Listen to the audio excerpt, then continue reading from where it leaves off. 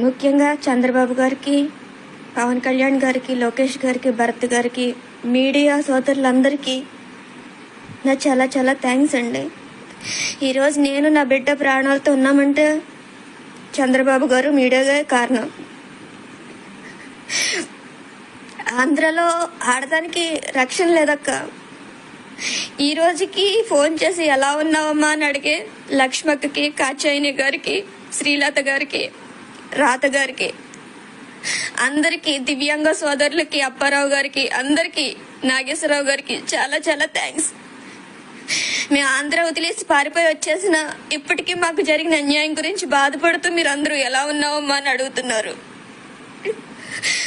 స్పందించాల్సిన government స్పందించలేదు. రక్షించాల్సిన పోలీసులు నా బిడ్డ పరిస్థితి ఇలా చేశారు. పోలీసులకు ఒక విధంగా థ్యాంక్స్ చెప్పాలి. ఎందుకంటే మొన్నటి వరకు పిల్లల్ని నడువు నొప్పితో, కాలు నొప్పితో గిల్ల గిల్ల గిల్ల కొట్టుకుని ఏడ్చేది. పోలీసులు కొట్టిన దెబ్బలకి, ఈడ్చేసిన దానికి, దెబ్బకి వెన్నుపోసి అంత స్పర్శపోయింది.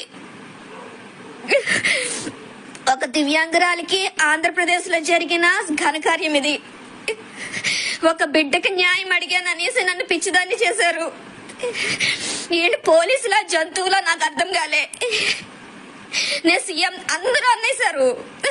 అందరూ అన్నారు జగనన్నకి తెలియదు, జగనన్నకి తెలిస్తే నీకు అన్యాయం, జరిగిన అన్యాయం ఇమీడియట్ గా నీకు న్యాయం జరిగిపోద్ది అంటే నేను ప్రాణాలకు తెగించి వెళ్ళానండి సీఎం ఆఫీస్ కి. ఒక మధ్య తరగతి ఆడది సీఎం ఆఫీస్ దాకా వెళ్ళడం అంటే ఎంత కష్టం. ఎలాగైనా జగనన్నని కలిస్తే నా బిడ్డకి న్యాయం జరుగుద్ది అనేసి అందరూ అన్నారు అనేసి నేను ప్రాణాలకు తెగించి వెళ్ళాను. వెళ్ళినందుకు ఫలితం ఏముంది? పబ్లిసిటీ చేసుకున్నారు. నా ఇల్లు నాకు అమ్మించి పెట్టడానికి వీళ్ళు పబ్లిసిటీ చేసుకున్నారు. అసలు పోలీసుల ఆ తాడిచెట్టు రాజా గాని, కుడిపొడి సూర్యనారాయణరావు గాని ఇంటర్ఫీర్ అవ్వకపోతే నా ప్రాపర్టీ, నా ప్రాబ్లం లేదు. వైసీపీ నేతలు చేసిన అకృత్యాలకి నా బిడ్డ బలైపోయింది. దానికి న్యాయం చేయమని అడిగాననేసి నన్ను పిచ్చిదాన్ని చేశారు. ఇదక్క ఆడదానికైతే ఆంధ్రప్రదేశ్ లో రక్షణ లేదు. పోలీసులకు మాత్రం నేను చాలా రుణపడి ఉన్నాను. ఎందుకంటే అప్పటిదాకా నా బిడ్డ ఏడ్చేది, వెన్ను నొప్పి వచ్చేస్తుంది, కాలు నొప్పి వచ్చేస్తుంది అని గిలగిల ఏడ్చేది. ఇప్పుడు దానికి మొత్తం స్పర్శ లేదు, పూర్తిగా చచ్చి పడిపోయింది. అది ఆడవట్లేదు. ఇప్పుడు బుర్ర కూడా తిమ్మిర్లు వచ్చేస్తున్నాయి వాళ్ళు ఈడ్చిన ఈడుపులకి. వెన్నుపూస ఆపరేషన్ జరిగిన బిడ్డను అలా ఏడ్చుకుని వెళ్తారా? వాళ్ళు మనుషులా, జంతువులా? నాకు ఇప్పటికీ అర్థం కాలేదు. అది ఏమన్నా టెర్రరిస్టా లేదంటే నక్సలైట్, ఇంకేదన్నా క్రిమినల్లా? నాకు అర్థం కాలేదు. దాన్ని అలా 300-400 మంది పోలీసులా నన్ను ఒక దివ్యాంగురాల్ని ఈడ్చుకెళ్ళడానికి? వాడికి సిగ్గనిపించి ఇట్లా ఎందుకా చదివారు వాళ్ళ ఐఏఎస్లు, ఐపీఎస్లు? ఆంధ్రప్రదేశ్ లో దివ్యాంగుల కమిషన్ చచ్చిపడిపోయింది, హ్యూమన్ రైట్స్ కమిషన్ చచ్చిపడిపోయింది, ఉమెన్ రైట్స్ కమిషన్ చచ్చిపడిపోయింది. అన్ని కమిషన్లు, అన్ని గవర్నమెంట్ ఆఫీసర్స్ అందరూ చచ్చిపడిపోయారు. నా కూతురు ఒకటే అనుకున్నా నేను అప్పటిదాకా. నా కూతురికి కాళ్ళు ఒకటే చచ్చిపడిపోయినాయి. కానీ ఆంధ్రలో మొత్తం న్యాయం అనేది చచ్చిపడిపోయింది.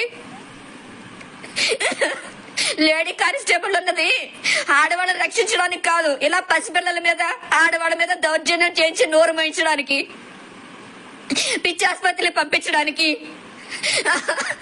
మగజాతికి మట్టి అట్టకుండా ఆడవాళ్లతోనే చంపించడానికి.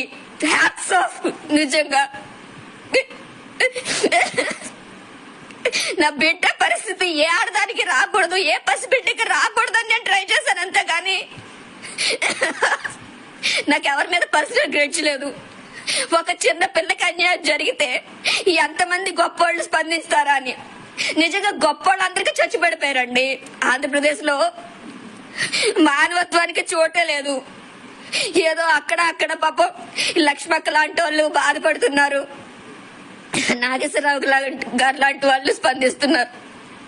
కానీ స్పందించాల్సిన గవర్నమెంట్ గాని, పోలీసులు గాని, దివ్యాంగుల కమిషనర్ గాని, హ్యూమన్ రైట్స్ కమిషనర్ గాని, అసలు ఉమెన్ కమిషనర్ లేదంట. మరి నాకు అర్థం కాలే. సీఎం ఆఫీస్కి వెళ్ళినప్పుడు నా కేసు సుమోటో కేసు కింద ఫైల్ చేస్తామన్నారు. ఇప్పుడు దానికి ఏమీ ఇది లేదు.